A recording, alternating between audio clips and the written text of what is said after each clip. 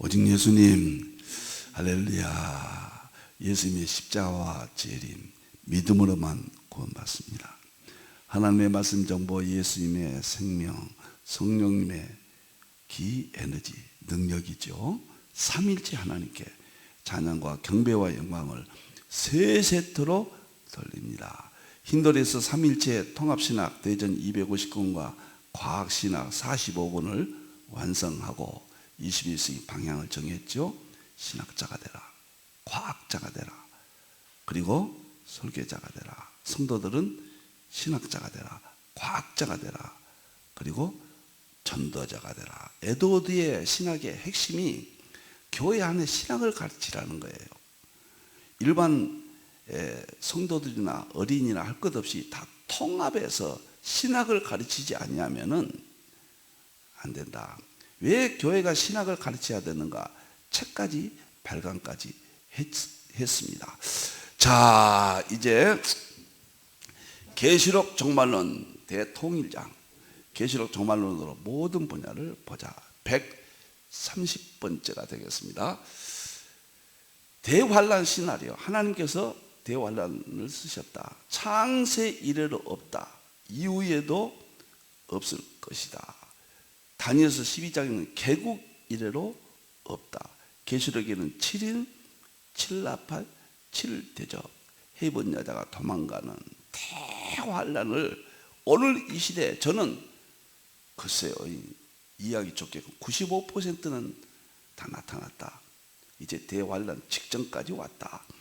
이렇게 봅니다. 지금 다니엘서를 다 마쳤죠. 7장, 8장, 11장. 정말로 진지합니다. 계시록에서는 대환란의 전쟁에 대해서 9장에 유브라데 전쟁 나오죠. 물론 16장에 아마겟돈 전쟁도 전쟁이지만 그것은 심판이니까요. 대환란 전쟁 과정은 9장이죠. 유브라데 전쟁. 그런데 다니엘서가 그렇게 중요하다는 것을 제가 많이 말씀을 드렸습니다. 오늘은 에스겔서 37, 38장, 지난주에 37장 마른 뼈들이 생기가 드러나서 일어났다. 골짜기에 큰 군대가 되었다. 이스라엘이 2000년 동안 고난에서 이제 독립하고 큰 군사력을 지닌 막강한 국가로 무화과 나무 싹이 났다. 이럴 때 38장에서 로수가 이스라엘을 공격합니다. 이것이 붉은 말 전쟁의 아주 중요한 핵심이에요. 네, 이스라엘 문제는 지난번에 다루었고 오늘은 38장 러시아 문제를 다루도록 그렇게 하겠습니다. 자, 38장 전체를 오늘 여러분들과 제가 설명을 드리겠는데 우선 6절까지만 읽도록 하겠습니다. 여호와의 말씀이 내게 임하여 이르시되 인자야 너는 에스겔 선지자에게 지금 하나님께서 알려주시죠. 마곡 땅에 있는 로스, 이게 소련이 멸망하고 러시아, 로스의 오늘날 러시아의 근거다. 꼭 이대로 나타났어요. 메섹과 두발왕 곧 고객을 얼굴하고, 메섹은 모스크바, 러시아의 수도죠. 이 두 지명은 지금도 확실하게 우리가 설명할 수가 있다. 왕 곧 고객의 얼굴을 향하고 그에게 애언하여 이르기를, 러시아에 대해서 애언한다 그 말이에요. 왜 러시아가 여기서 나오느냐? 하나님 편에서 우리가 볼 때 기독교를 가장 핍박하고, 막스 레닌주의 아닙니까? 전 세계 유대인을 핍박했고 기독교는 핍박하고 교회를 핍박했던 러시아가 하나님의 대적 큰 세력, 공산주의의 원조잖아요. 그런 의미에서 에스겔서는 봐야 된다. 그래서 하나님께서 러시아를, 공산주의를, 하나님 대적했던 세력들을 어떻게 심판한가 보아라. 그 문제가 이 붉은 말 전쟁 속에 포함된 예언입니다. 거기에 대해서 이야기합니다. 그런 안목에서 보시기를 바랍니다. 그에게 애언하여 이르기를 주 여호와께서 이같이 말씀하시기를 로스와 메섹과 두발 왕 고가 내가 너를 대적하여. 그러니까 에스겔서가 기록될 당시 지명인데 확실한 것은 로스는 러시아이고 메섹은 수도 모스크바다. 나머지 지명들은 물론 설명할 수 있지만은 아무래도 두 가지만 오늘은 밝히겠습니다. 자, 4절 너를 돌이켜 갈고리로 내 아가리를 메고.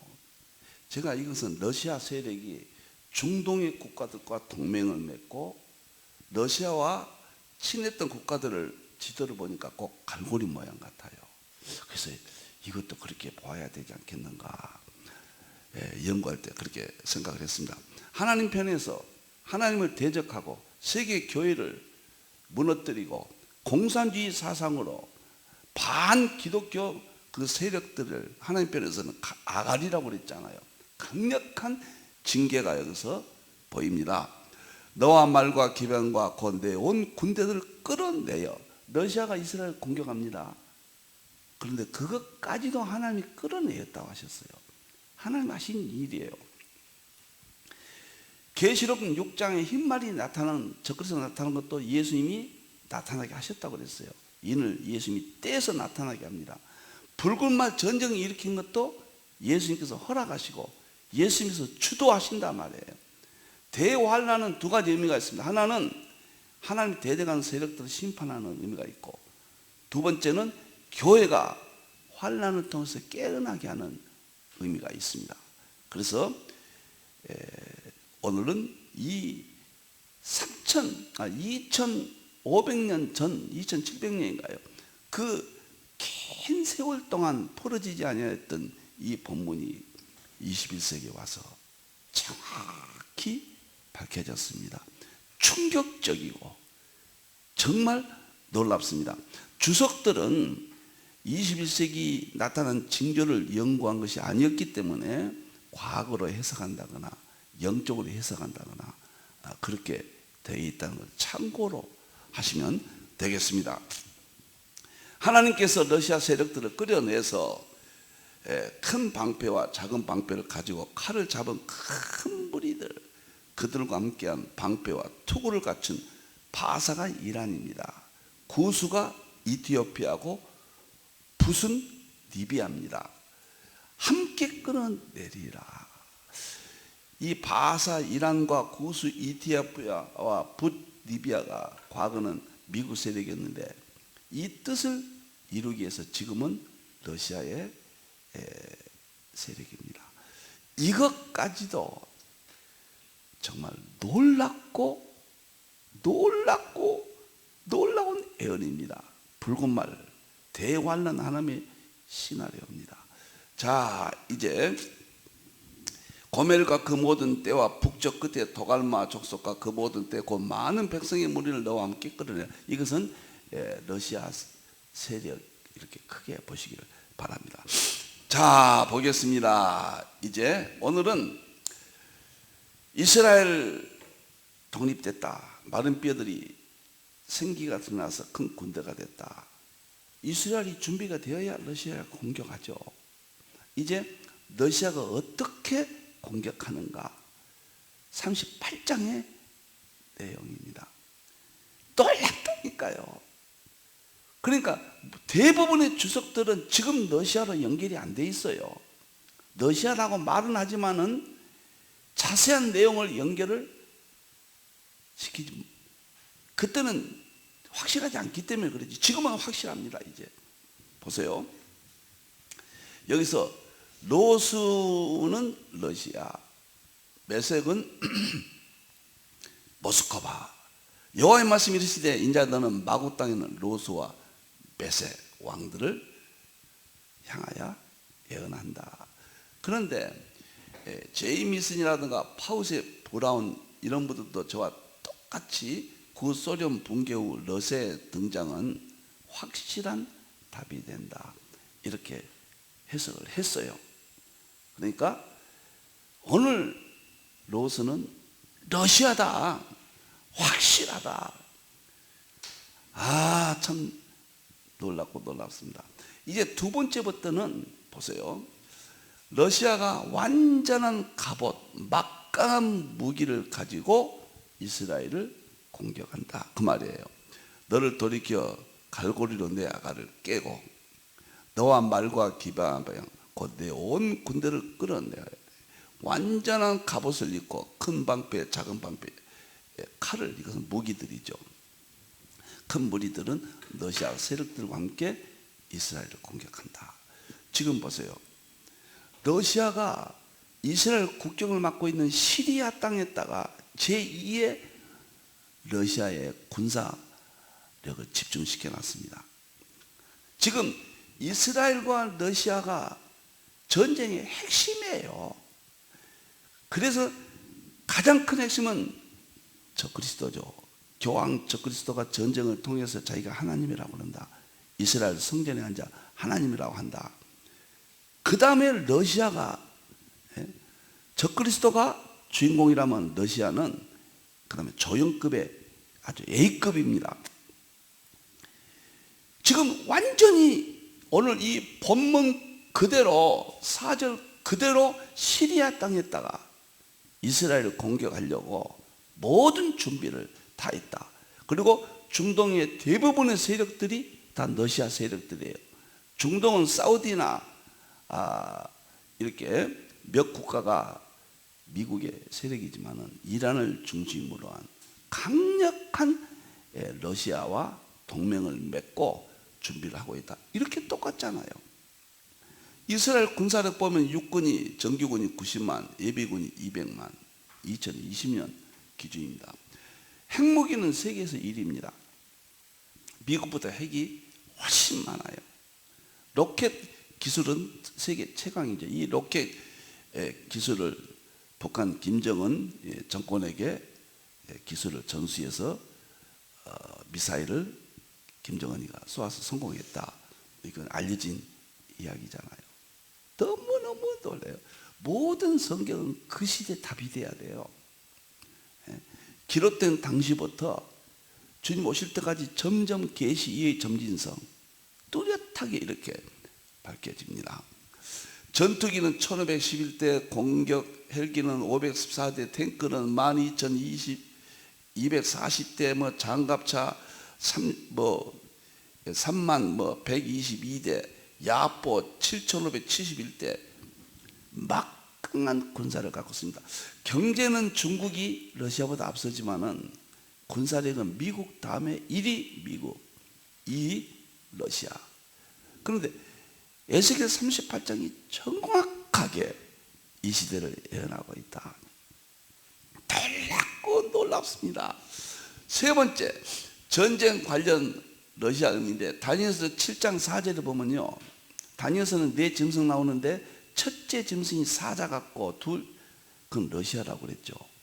둘째 짐승이 곰인데 중국이라고 그랬고, 셋째 짐승은 표범인데 중동이라고 그랬고, 넷째는 천리빨 이유라고 그랬고, 다섯째는 작은 뿔은 교황 적그리스도다. 이미 우리가 공부를 했습니다. 거기에 나오는 다니엘 7장 4절이 확대돼서 설명한 것이 에스겔 38장이다. 이렇게 보시면 틀림없습니다. 전 성경은 유기적인 연결이 되어 있어요. 이것을 양자 역학에서는 양자 중첩, 양자 얽힘, 이 말로 충분하게 설명이 됩니다. 나는 낙엽 하나 떨어지는 건 또 하나님 하신 일인데, 계시록을 다 열고 진두지하시면 예수님이잖아. 어린 양 인을 떼서 다시잖아요. 에스겔서도 하나님께서 러시아를 무장시켜서 끌어내시잖아요. 지금 다 이제 재림 때, 재림 직전에, 대환란 때 이 모든 예언들이 다 이루어지고 있다. 정말로 긴장되고 12가지 내용을 설명하기 때문에 조금 빨리 진행하겠습니다. 11장 40절에 보면은 우리가 몇 주 전에 했죠. 남방왕이, 이건 중동 세력입니다. 이 남방왕 중에는 러시아가 강력하게 중동과 함께해서 이스라엘을 공격한다.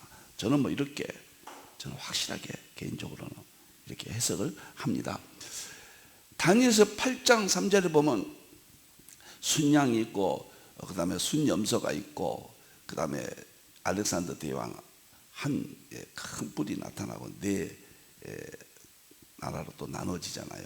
그 두 뿔 순양이 역사적으로는 메대 바사지만 정말론적으로는 미소, 그래서 이건 러시아 세력이 여기에도 이렇게 성경적으로 연결될 수 있다.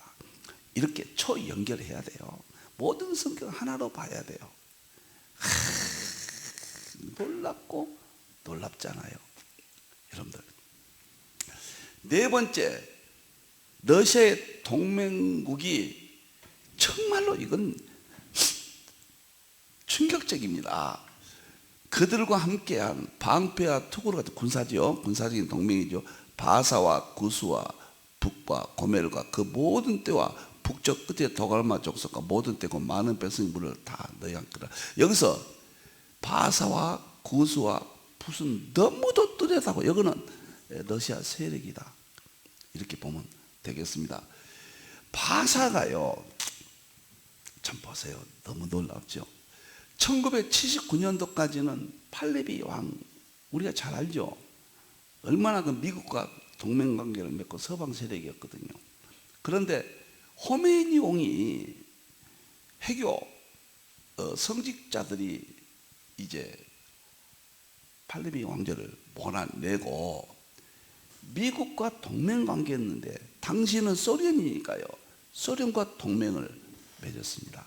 그래서 지금 러시아와 동맹관계가 유지되는데 2500년 전에 예언된 것이 1979년도에 성취가 됐잖아요. 이 성경이 위대한 사실을 보십시오. 구스는 이티오피아인데 1977년도에 셀라시 황제가 미국과 동맹이었는데 무너지고 소련과 동맹을 맺고 지금은 러시아와 동맹을 맺고 있습니다. 그 다음에 붓은 리비아인데 1969년 이드리스 왕이 실각되고 이때는 미국과 동맹이었어요. 그 다음에 소련과 동맹을 맺어서 지금 러시아와 동맹관계를 맺고 있다. 2500년 전의 예언이 우리 당대에 지금 보고 있잖아요. 이런 문제가 마무리되는데 저는 지금 성경을 보면서 끝부분을 지금 보고 있습니다. 아직은 대화환란이 시작될 수는 없지만은 직전까지 왔다. 그날과 그 시는 모르지만은 직전까지 왔다. 이렇게 시대의 표적을 분별하라고 그랬는데 절대 그날과 그 시는 알 수가 없는 겁니다. 이렇게 예민하게 기록되어 있습니다. 예민하게 기록된 걸 가지고 시한부 종말론이냐 또 그렇게 하신 분들은 안 되죠. 성경이 가라앉는 데까지 가고 멈추는 데서 멈춰야 된다. 미국과 EU와 극한 대립을 이 나라들이 갖고 있잖아요. 지금 이란과 미국은 원수처럼 지내잖아요. 신냉전이잖아요. 지금 이스라엘 국경선 시리아에 러시아가 막강한 군사력을 구축하고 있다. 현재 우크라이나 전쟁도 보세요. 지금 이란 이쪽 세력은 러시아와 함께 하잖아요. 이북과 함께 하죠. 놀랍잖아요. 지금 러시아가 우크라이나를 통해서 남방 정책을 통해서 결국은 유럽과 패권 경쟁하면서 속셈은 이스라엘입니다. 이스라엘을 누가 장악하느냐가 하나님과 대적해서 자기들은 우리는 영적 세계에 지금 모르고 있잖아요. 저는 그렇게 봐요. 하나님과 마귀의 싸움이거든요. 전쟁으로 나타나고 있거든요. 놀랍고 놀랍습니다. 그래서 이북과 동맹관계를 러시아가 맺겼고 에스겔 38장 7절 러시아가 우두머리가 될 것이라고 그랬잖아요. 그런데 지금 세계 보세요. 경제는 미국과 중국이 우두머리 싸움하고 전쟁은 러시아와 미국이 우두머리 싸움하고 있잖아요. 놀랍고 놀랍잖아요. 러시아가 예를 들어서 이란보다 못하고 세력이 약하다 그러면 맞지 않죠, 성경이. 이렇게 정확하게, 지금은 실제론이에요. 보여주고 입증해야 돼요. 과거에는 나타나지 아니했기 때문에 보여주고 입증할 수가 없었죠. 응용밖에 할 수가 없었다고 말이에요. 적용이나. 지금은 원리로서 우리가 봄으로써 믿음이 회복되고 신학이 회복되고 교회가 회복된다. 저는 이렇게 봅니다. 이게 대환란 시나리오예요. 하나님이 이렇게 쓰셨고 하나님이 직접 감독하시고 우리가 볼 수 있도록, 그래서 깨어나도록 이렇게 하셨다. 다섯 번째 보겠습니다. 너무 38장은 신비하고 신비합니다. 부자들은 러시아와 등을 진다. 에스겔 38장 13절인데, 스바와, 저는 이 스바가요, 우리가 그 화요일 날 공부할 때, 샘족할 때 에벨의 둘째 아들 욕단이 스바 쪽으로 갔다. 이 스바가 여기서는 러시아였어요. 시베리아 러시아였습니다. 그런데 여기가 또 스바가 나오잖아요. 에스겔 38장에. 그럼 똑같은 것이냐? 아니에요. 이건 사우디에 있는 스바예요. 스바가 같은 이름이에요. 제가 그걸 확인했습니다. 그러니까 스바는 이런 사우디다, 제가 이렇게 확실하게 말할 수가 있습니다. 동명이인이듯이 지명도 스바에, 그러니까 창세기 10장 21절 에벨의 둘째 아들 욕단의 그 후손들이 스바라는 저 시베리아 쪽으로 이동민족과 그다음에 사우디 쪽으로 이동했던 두 형태가 있다. 이렇게 보시면, 제가 과거에 정말 너무너무 정말로 진지하게 연구를 했습니다. 그래서 부자 나라가 누구냐? 그것은 전 사우디 등 중동의 부자 나라들, UAE라든가 놀랍게도 카타르 등 러시아와 외교 관계에 심각한, 중동이 대부분 러시아 세력인데 몇 개 부자 나라들이 러시아와 등을 지고 있거든요. 얼만큼 성경이 정확합니까? 얼만큼 종말론 계시록이 정확합니까? 대환란 시나리오 하나님이 쓰셨다. 하나님이 감독하신다. 우리는 성경밖에 의지할 것이 없다. 성경과 성경을 설명하는 신학이다. 신학은 점진적으로 발전되지만 성경은 정말 변하지 않습니다. 그러나 우리가 몰랐던 것이 뚜렷해진다. 여섯 번째, 하나님께서 러시아를 끌어내신다. 에스겔 30장 6절, 너를 돌이켜 갈고리로 끌어낸다. 완전한 갑옷을 입고 러시아가 완전히 무장된다. 끌어낸다. 하나님께서, 우리는 지금 모르니까 하나님이 하신 일이라고 못 보고 있잖아요. 세상 일고 이분법으로 보잖아요. 하나님이 다 하신 일이에요.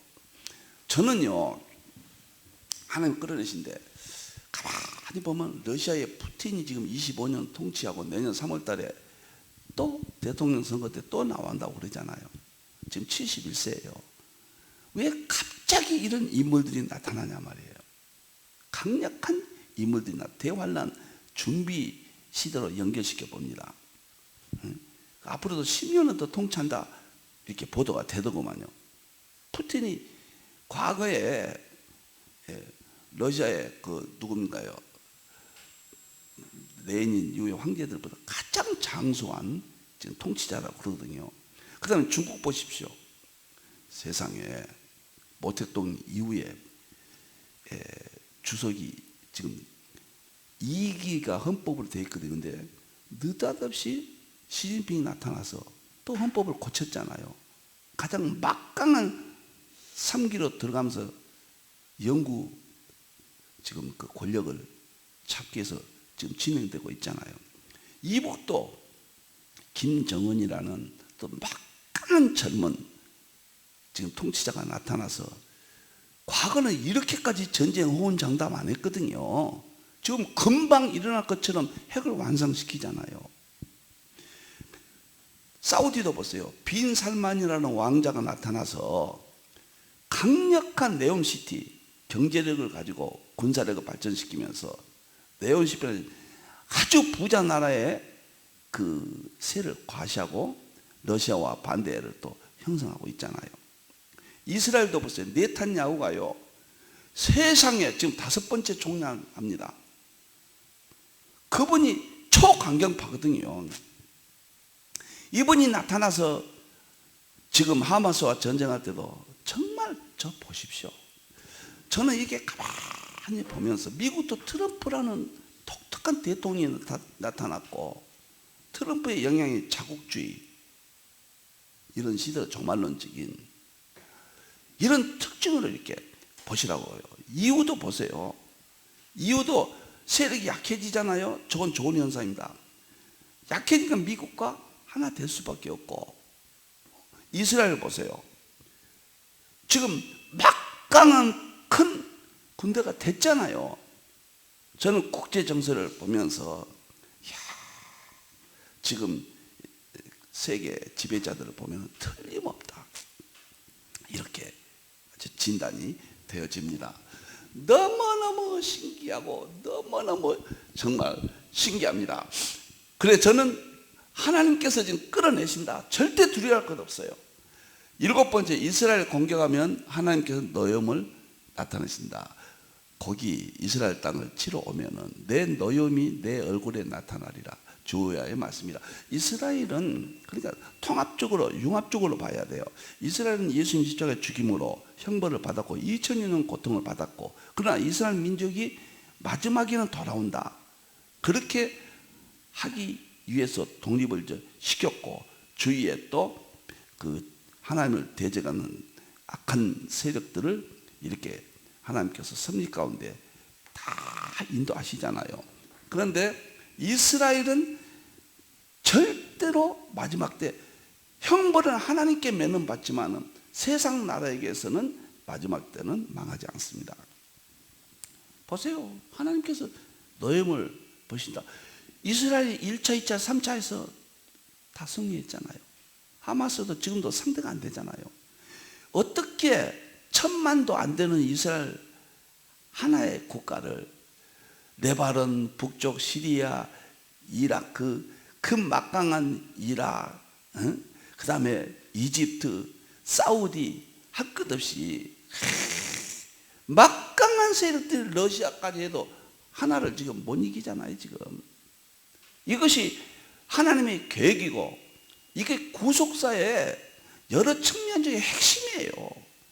이게 다 구속사죠. 여러분들이요, 이런 가운데 우리가 구원을 받는 겁니다. 그래서 하나님이 러시아가 이스라엘을 언제 공격한가 보고 있는 겁니다. 딱 공격하면 저는 대환란으로 와요. 대환란으로 보고 그때 하나님이 이제 노염을 받으신다, 이렇게 봅니다. 큰 지진으로 칠 것이며, 그 다음에 큰 칼, 각종 무기로 봅니다. 칼로, 그때 당시 칼이 최고의 무기였는데 지금으로 말하면 핵이라든가 미사일 이런 종류가 아니겠는가, 이렇게 봅니다. 전염병으로도 치시겠다 그랬어요.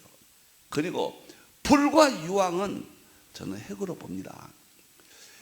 계시록 9장이 나오는 유브라데 전쟁은 입에서 불이 나오고 유황이 나와서 전쟁이 일으키잖아요.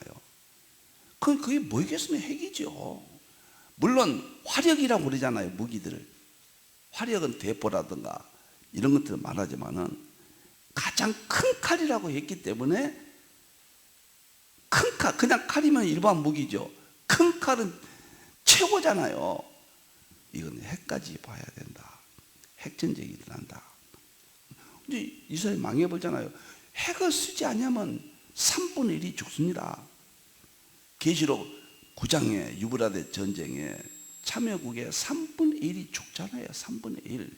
그 2만만이니까 2억의 3분의 1이면 저는 7천만 명이 이 유브라데 전쟁에서 죽는다. 이렇게 구체적이고 보여주고 입증이 돼야 돼요. 그러니까 이스라엘 독립 이전의 주석들을 지금 대부분 그 영향이잖아요. 이것은 이런 마지막 때 징조를 볼 수가 없었단 말이에요. 그러니까 이런 쪽에서 반영을 못 시켰어요. 근데 저는 이스라엘 독립 이후의 세대 아닙니까? 48년도에 이스라엘이 독립했고, 저는 그 2년 전에 이 세상에 태어났잖아요. 그 다음에 이스라엘 독립 발전하는 과정 속에서 성장을 했고, 이제 징조가 만개되는 시대에 제가 목사가 됐기 때문에 우리 세대는 정확히 볼 수가 있습니다. 누구든지 볼 수가 있어요. 그래서 저같이 부족한 종도 이렇게 연구를 할 수가 있게 되었다. 누구든지 이게 가능한 겁니다. 저는 이게 계시록을 아시아 계시록 통합신학을 아시아 한국신학으로 제시했었죠. 이제 3일체까지 통합해서 3일체 통합신학으로 더 확대를 했던 것입니다. 자, 여기서 유황을 보고 12번째 이스라엘이 여호와의 자기들의 하나님을 알게 되고, 이 말이 중요한 말입니다. 에스겔 39장에 나오잖아요. 지금은 이스라엘이 하나님을 몰라요. 유대교입니다. 예수님을 인정 안 해요. 신약에 와서 하나님을 예수님이잖아요. 그런데 여기서 중요한 말이 그날 이후에 러시아가 이스라엘을 공격해요. 대환란이에요, 이게. 유브라데 전쟁이에요. 이후에 이스라엘 족속은 내가 하나님이 자기들이 하나님을 그때서 아는 거예요. 그때서. 그래서 이스라엘도 로마서 11장에 온 이스라엘 구원을 받는다. 이렇게 연결이 되는 겁니다. 그러니까 이스라엘을 징조로 인정하지 않으면은 로마서 11장과 맥이 끊기잖아요. 지금 로마서 11장은 이스라엘 구원받는 그것을 말하고, 그 과정을 연결시키는 것은 이해를 못한다는 것은 말이 안 되죠. 전체적으로 통합적으로 다 연결이 된다니까요. 그전은 토막토막이면 지금은 완전히 연결이 됩니다. 그래서 저는 이스라엘이 돌아올 날이 아주 임박했다. 우리 한국이 이스라엘 지금 선교를 해서 놀랍게 예배 형태가, 교회 형태가 500군데까지 늘어났다. 반 이상은 한국 교회가 세웠어요. 여기까지 온 겁니다. 여러분들 계시록 하셔야 됩니다. 다니엘서 하셔야 됩니다. 수요일날은 빠지지 마십시오. 목요일날은 삼일제와 과학 빠지면 안 됩니다. 정말 빠지지 마십시오. 화요일날은 한국이 왜 역사 속의 중심이 되는가를 지금 샘족 놀라운 화요일날 공부를 지금 진행하잖아요. 월요일날에는 제가 주일날은 구속사 설교를 하고요. 예수님만. 이제 앞으로는 제가 금요일날에는 지금 엔트로피가 이제 곧 끝납니다. 한두 달이면 상징주의 해석 세계를 통해서 종합적으로 상징주의 해석을 통해서 유튜브로 올려서 이제 마지막 제 연구의 세계를, 이건 다 은혜스러워요. 이 세계를 할 겁니다. 1월 달에 이제 얼마 남았죠? 1월 15일부터 3일째 과학신학, 제가 또 광고성 또 안내합니다. 3일째 과학신학 제자훈련원을 개원합니다. 제자훈련원 정수 일생처럼 3일째 과학신학 안에 계시록도 하고 설교도 하고 양자역학을 중심한 모든 과학을 하고 3일체를 완전히 이해하고 통합하는 특별계시 일반계시가 됩니다. 이제는 보여줘야 돼요. 전쟁도 보여줘야 돼요. 3일체도 보여줘야 돼요. 하나님은 존재론적 본질은 알 수가 없지만 하시는 사역의 세계는 본질을 다 보여줘야 됩니다. 성경이 정말로 진리라는 것을 입증해야 돼요. 지금은. 그런데 드디어 이스라엘이 하나님인 줄 안다. 저는 대환란 중간으로 봅니다. 이때 러시아가 이스라엘을 공격하고 중동 유브라데 전쟁을 하고, 이제 적그리스도가 이 틈새에서 세력을 잡고, 이유와 적그리스도 국가와 적그리스도 세력, 미국 다 하나죠. 이건 다 공부했습니다.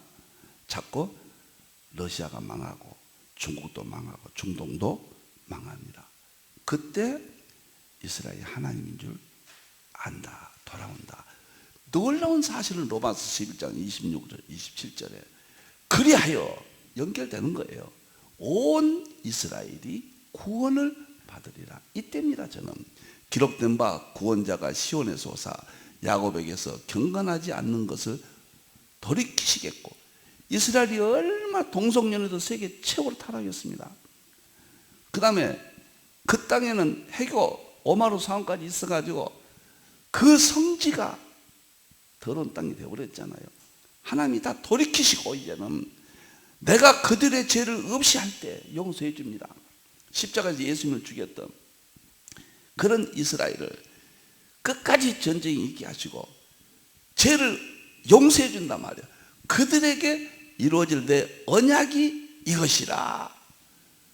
언약이 온 이스라엘은 구원을 받으리라. 이게 언약이에요.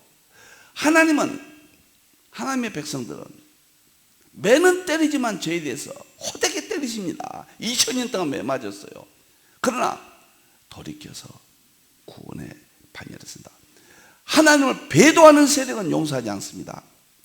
배도하는 세력은 배도하는 세력은 뭐냐? 완전히 마귀의 세력이 적그리스도 세력이라고 그래. 성경에서는 예배 마귀 사탄 흰말 세력은 그것은 여지없어요. 종교다운지는 용서가 없습니다. 그러나 하나님의 택한 백성은 잠시 저들이 잘못했던 것은 회개를 시켜서 다시 그런다. 이것을 깨닫고 바울이요 기가 막힌 로마서 11장 36절이 나왔잖아요. 깊도다. 그런데 이런 것을 바울이 깨닫는 거예요. 깊도다. 하나님의 지혜와 지식의 풍성하며 그의 판단은 헤아리지 못할 것이며 그의 길은 찾지 못할 것이로다. 누가 주의 마음을 알았느냐? 누가 그의 모사가 되었느냐? 누가 주께 먼저 드려서 갚으심을 받겠느냐? 이는 만물이 주에게서 나오고 주로 말미암아 주에게로 돌아갑니다. 그에게 영광이 세세 있을지어다. 감동입니다. 계시록 하셔야 됩니다. 계시록 먹어버려야 됩니다. 제가 남은 인생은 계시록은 제가 하나님께서 수도하실 때까지 수요일 날은 계시록 합니다. 이 전쟁 끝나면 계시록 바로 이제 양자의 각각 통합시키는 계시록을 할 겁니다. 목요일 날 양자의 각 세계, 3일째 세계 빠지지 마십시오. 화요일 날은 한국이 왜 중심이 되는가를 성경에서 다 밝혀내고 있습니다. 놀랍습니다. 1월 달은 제자 훈련은 이건 현장, 지금은 인터넷을 통해서 유튜브를 통해서 만나지만 현장 되면은 제자 훈련입니다. 이것은 주부를 할 수 없는 것은 그냥 공부거든요. 이 책들을 놀랍습니다. 우리 과학신학 이 책들을 이틀 만에 끝내거든요. 그렇기 때문에 그 과정을 줌으로 중계할 수가 없습니다. 공부 시간이니까요. 그건 양해를 해주시고 현장에서만 접수 받은 자만 오신다. 너무 장소가 비좁기 때문에 접수 순서대로 통보를 드립니다. 정말로 놀랍고 우리 하나님께 영광을 돌립니다. 다음 시간에는 대환란 시나리오 스가랴서 14장을 이제 설명을 드리고 그 다음에 이제 계시록으로 넘어가서 9장의 유브라데 전쟁, 그 다음에는 16장의 계시록 아마겟돈 전쟁하면 끝납니다. 그리고 이제 붉은 말이 끝나고 이제 검은 말, 청황색 말을 한 번씩만 할 겁니다. 그 다음에 7대저, 7나팔 그것도 한 번 정도, 두 번 정도 끝납니다. 그리고 7대접 한 번이나 두 번 끝나고 앞으로 한 2달 남았을까요? 2-3달 이제 계시록을 위해서 마음에 준비해 주고, 계시록은 이제 양자가 목요일 안 들으시면은 옛날 계시록과 다릅니다. 거기서 막 양자가 그냥 우주 물리학 연력학이 막 튀어나옵니다. 계시록 안에서.